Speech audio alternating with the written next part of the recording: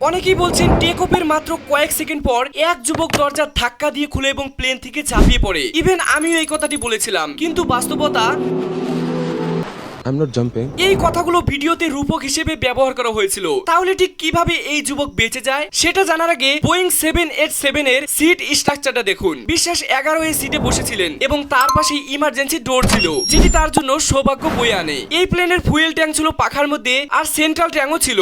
যখন প্লেনটি busy medical কলেজে ক্র্যাশ হলো, তার ফ্রন্ট ভিউজ অংশটি হাসপাতালের উপরের ছাদে পড়েছিল। এটা এত বড় ক্ষতি করেছিল যে ছাদটা পুরোপুরি ভেঙে যায় এবং নিচে চলে আসে। এই সময় 11 এর সিটে বসা সেই বিশ্বাস এবং কিছু যাত্রী পিকচারে দেখলে বোঝা যায় যে তাদের সিটগুলো হোস্টেলের নিচতলায় পড়ে গিয়েছিল এবং সে তখনই সিট বেল্ট খুলে সেখান থেকে বেরিয়ে আসে। তার পাশে অনেকেই ছিল কিন্তু কেউ বের হতে পারেনি, কারণ অপোজিট সাইডে দেওয়াল ছিল। দর্শক ভাবুন তো, 242 জন যাত্রীর মধ্যে সে একা বেঁচে যায়। এটি কোনো রূপকথা নয় এবং সে কোনো সুপার হিরো নয়। তাই তো বলি, আল্লাহ যদি বাঁচাতে চায় তাহলে পৃথিবীর এমন কোন শক্তি আছে যে আমাদেরকে ক্ষতি করতে পারে? ভরসা রাখুন সেই মহান আল্লাহ তাআলার উপর, যিনি আপনাকে এবং আমাকে সৃষ্টি করেছেন।